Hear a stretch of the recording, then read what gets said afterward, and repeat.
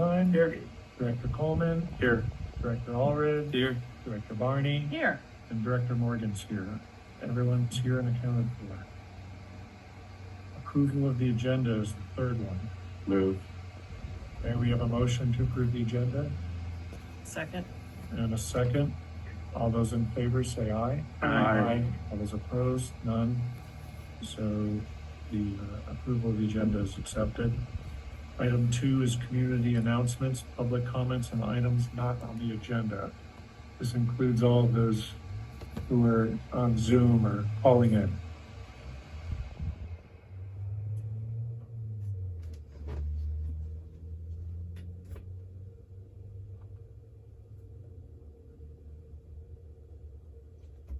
Okay, surprised no one's, we've got, I'll mention something. We've got Plain Crazy Saturday, the 15th, is that right? Saturday, and it will be honoring the passing of Dick Rattan, who the airport now has the namesake. So I encourage you all to attend the memorial service and always attend Plain Crazy. It's a good time. Okay, consent agenda. First item is minutes of the regular board meeting from May 21st.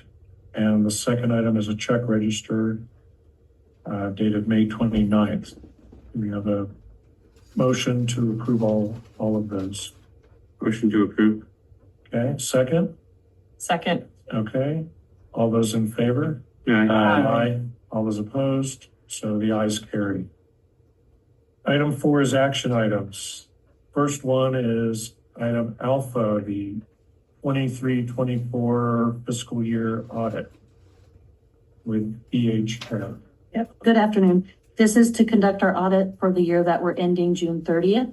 BHK we used last year. Prior to them, we used Brown Armstrong for 6 years. So last year we talked about switching audit firms and kind of staying with them for a few years and then switching again, maybe at the 5-6 year mark again. So they've sent in an engagement letter for our regular audit at $36,000. And then we also have to do a single audit because of our FAA grant money we received this year. And that will range anywhere from $5,000 to $10,000, just depending on the hours and the services they have to provide for that audit. So we're asking the board to accept the 2023-2024 audit, annual and single audit. And we also have Mark online if anybody has any additional questions. Question, is that similar to the past audits, the cost? It has increased since last year, but just as everything on travel. Last year, they came on site for 3 days. We are going to try to switch to a little bit more of a hybrid to really do some of the work from their office so they don't have the travel time and the hours on the road to kind of cut some of the costs. But it has increased just as. By about how much? Mark, do you have last year's figures? I should have had that in front of me.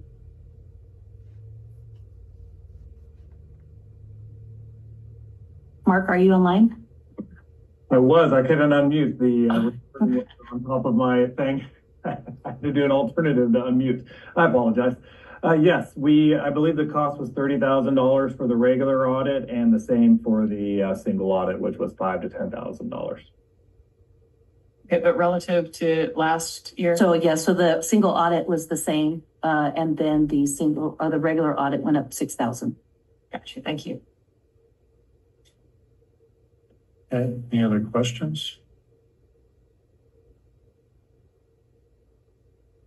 I'll make a motion to accept the proposal for BHK doing the 2023-2024 audit. I second it. Okay, all those in favor? Aye. All those opposed? Ayes carry unanimously. Item B, a resolution of the board of directors requesting consolidation of elections. So we've done this previous election as well? Yeah. It's just, who would do this if we didn't agree with this? Would we have to run? Scott's Would frozen. the Hold on. district have to? I don't think he's just sitting that still. Yeah. Does anyone know, would we have to hire someone to conduct it other than? I think it would be more expensive. Yeah, I think it would be, because Or- some districts have, if they don't have it within the election year, have to pay for their own. Election? Right. Apparently It it's something makes we've- sense. we've I'm been not doing. questioning whether we should do that. So we have done this repeatedly the past years to do it at the same time as the normal election so that the airport doesn't have to pay the additional expense, which would also include all of the notifications as well as the calendars and things like that that the county sends out and does with the At same one election. time, we were off cycle, weren't we? Yes. And we can, because I remember it added a year or some Yes. board or something to get onto that election Yes. cycle every 2 years. Mhm. So yeah, it's, And they bill us, right? We end up cost sharing. What does that end up costing us? I don't have those figures right now, but I could give them to you. They usually bill us after the fact. Yeah, I'm saying historically. Historically, I think it's like under $1,000. It's like 800, I think. Wow. I'm surprised it's that cheap. Okay. Oh. Yours. I'm sorry. Here's Scott. Everything's gone up. Yeah. You with us, Scott? Okay. All right, so I'm gonna make a motion to consolidate the elections with the county. Second Well, now that we have Scott back, was there anything, Scott, that you wanted to present about it? We were chit-chatting a little bit, but we were pretty sure it meant, but. No, this is pro forma. We have to do this every 2 years, so there isn't anything controversial or unique about this. Okay, so we've had a first and a second motion. All those in favor? Aye. All those opposed? Okay, the ayes carry unanimously. The third item, Charlie, on the action items is a land lease with Evolution Space. Good afternoon. Evolution Space is looking to expand to Mojave and lease building 139 as well as land, 8,314 square feet of land. They're looking for a 1-year lease with a 1-year option. And as staff recommends approval of the lease and authorization for the acting CEO to execute the agreement with council approval. Could you point to 139? Oh gosh, Lynn, it's actually on that side. All the way. I know, this is to help my memory. on the corner. Myself, like, right over there. That one there, okay. Yeah, at the very end. Oh. There's a bunch of tanks parked right there in that lot, I believe. Large Yeah, right on the tanks. other side. Right, okay. Okay. Any comments or discussion? What do they do? So they, I don't know a whole bunch about all of the things that they do. I wish I could, but they are propulsion and vertical. It's actually right here. Goodness, vertical integrated rapid responsive solid propulsion company. Company is based in Tehachapi. They have satellite locations Washington D.C., Zion, and NASA Stennis. They're looking to expand over here to Mojave as well. I was doing that for the media, just this. Thank you. Of course. Motion to approve. Second. Okay, all those in favor? Aye. All those opposed? Ayes carry unanimously to grant the lease. Next item is 5, reports. Good afternoon. These are the financials for month ending April 2024. Bank balance increased 426,000. We had a good fuel sales. As you'll see, we had 140,000 gallons of fuel sold in the month of April.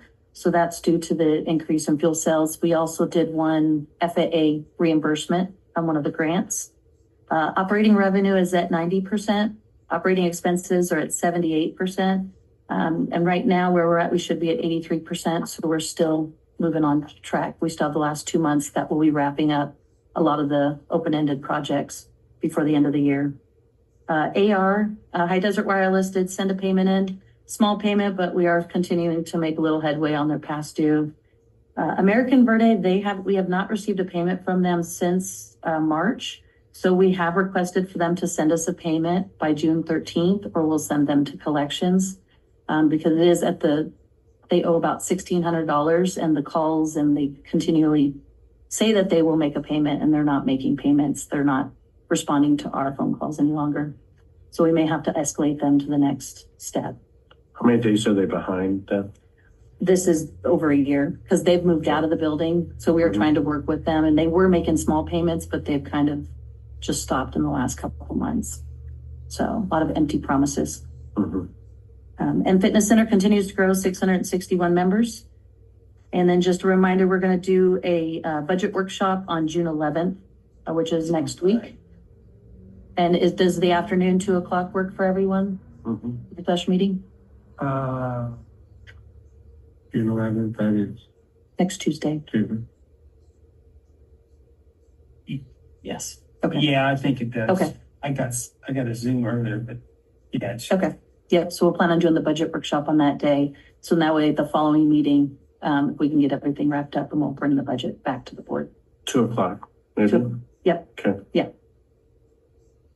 So yeah, you'll be receiving emails and Mhm. with the agenda on that. You have any questions?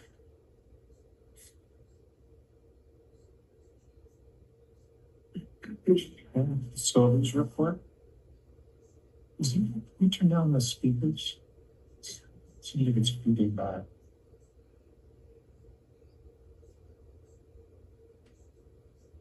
I just plugged it in the microphone. Well, I hear it. Good afternoon, directors. I'm sorry, I was waiting for that to be resolved. The few facility and project updates. Our taxiway Alpha electrical rehabilitation has been going very well. We started that project on the 13th of May. They did complete substantially the underground work last week. The Royal Electric is on site today, demobilizing from the underground work. The directional bore, which took place from the land side in the parking lot here behind 70 and 71, they directionally bored almost 500 feet out to the infield of Charlie.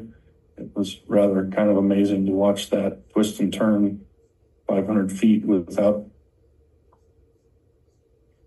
any influence other than the operator and a guy with a radio out on the airfield. So that was successful. The open trenching was also completed, and Real quick, do they line that after they bore it?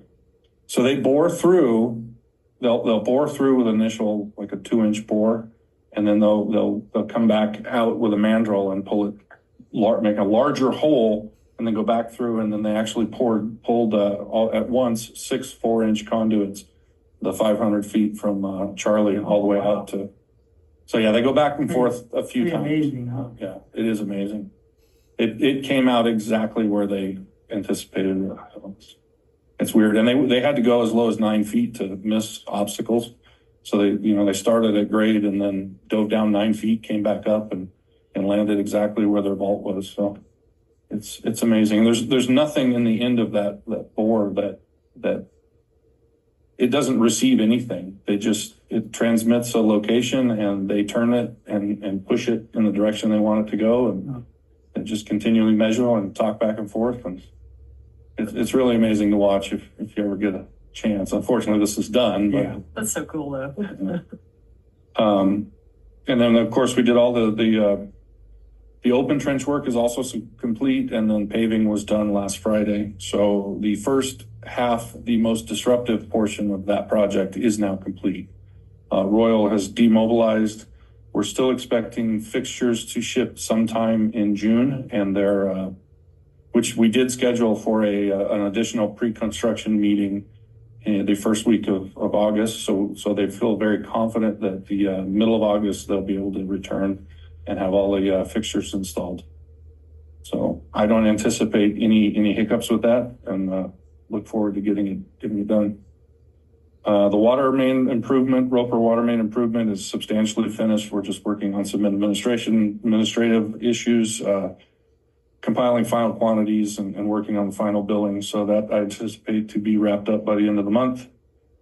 We will be updating the GIS with the new valve locations, hydrant locations. That'll take place on the 13th. So everything that was relocated will be captured and for posterity in our GIS system.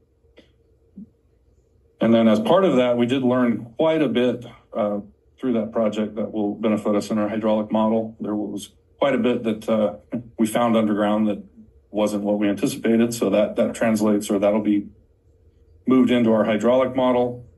I do have a meeting with Mead and Hunt this coming Monday to go over that preliminary data, and we are hoping to have that resolved as well by the end of the month, that project completed.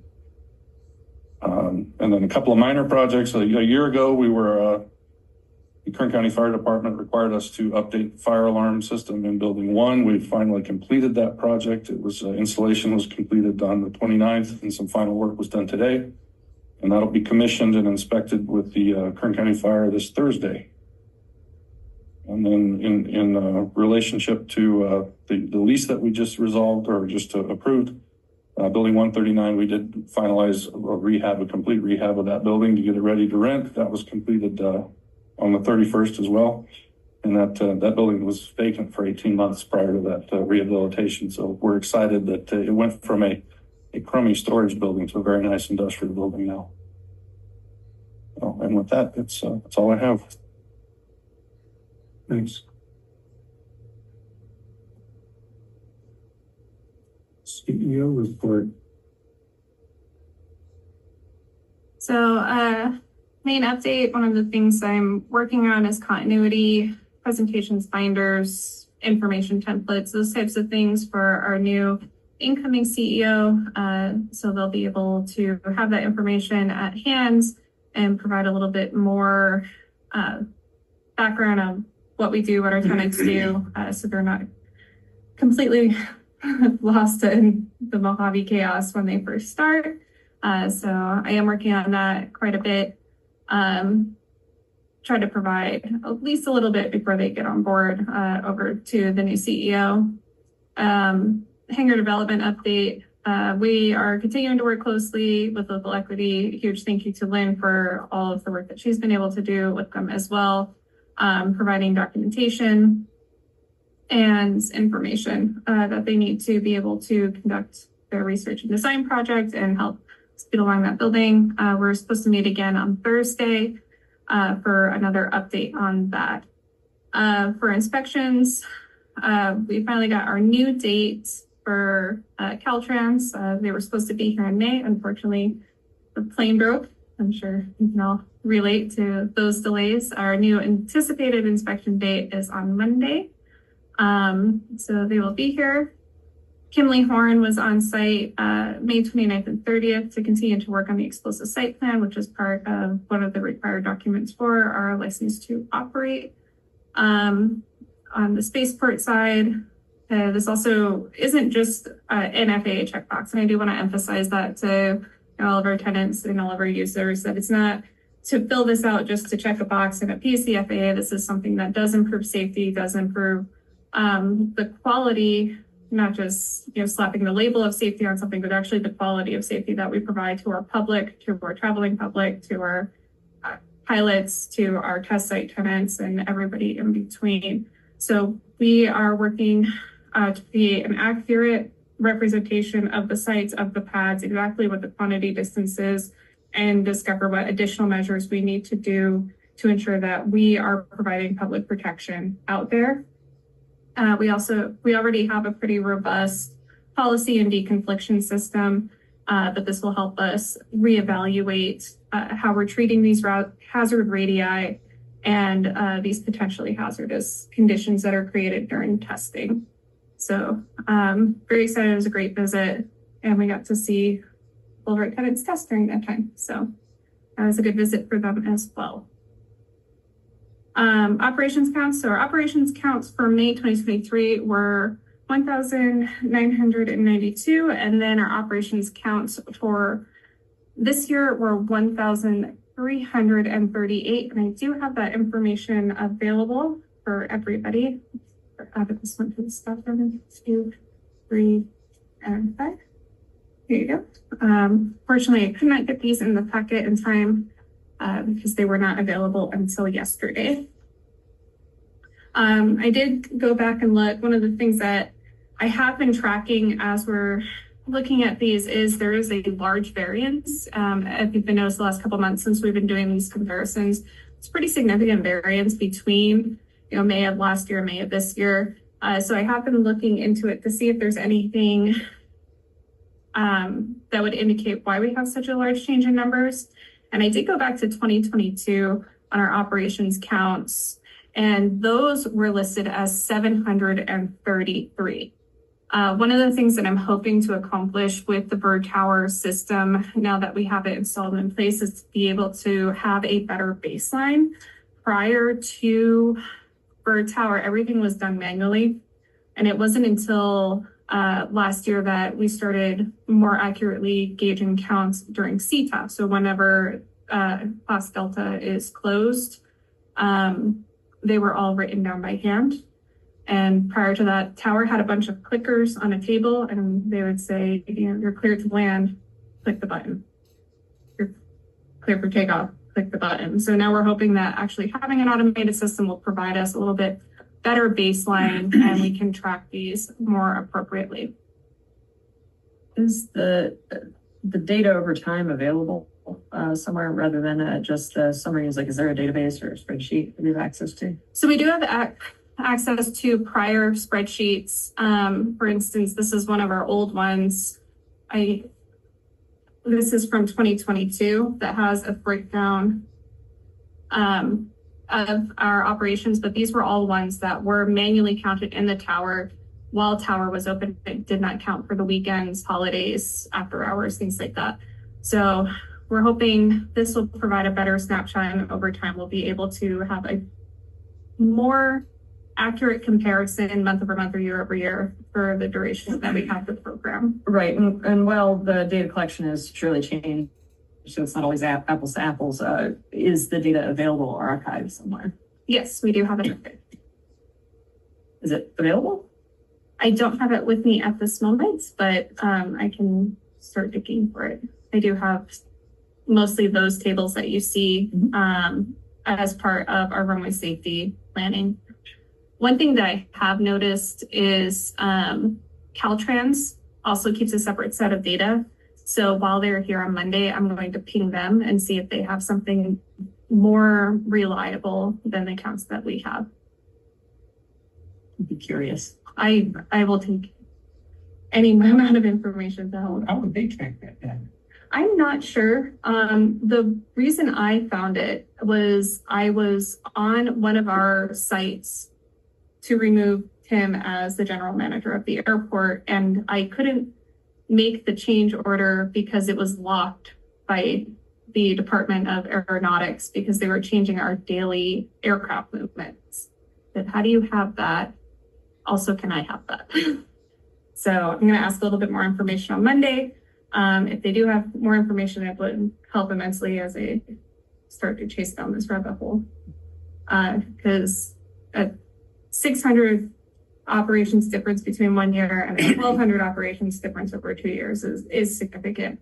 And I can't account just for human error in those. There's something going on.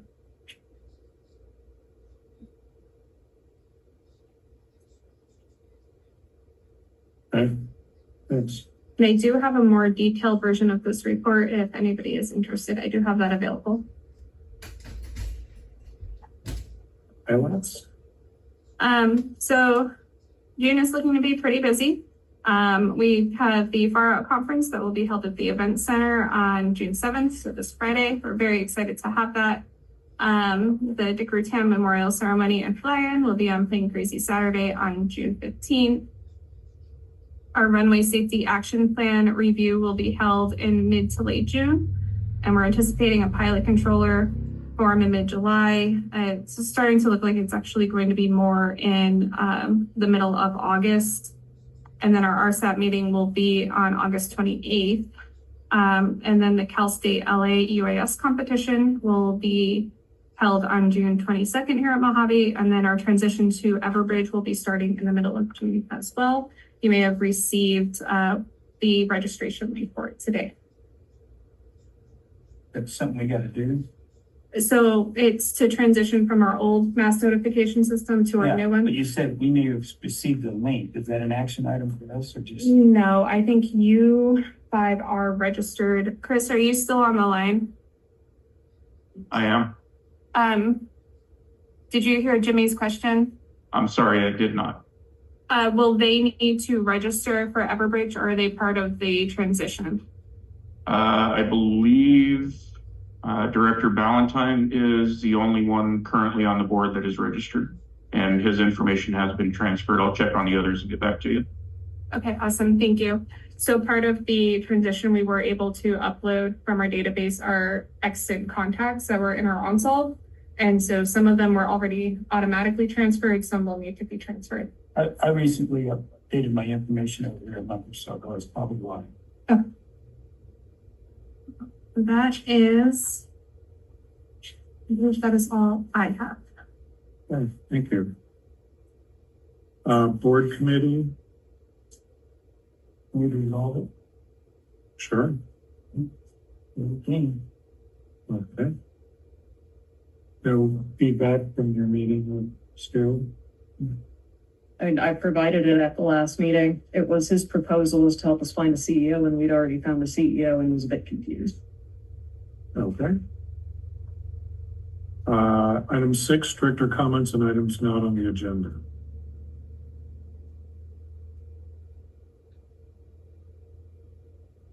Okay, so next is closed session. So those of you online will be going into a closed session, and we'll have a report at the end if you wish to stay in line to hear the closed session report summary. Recording stopped.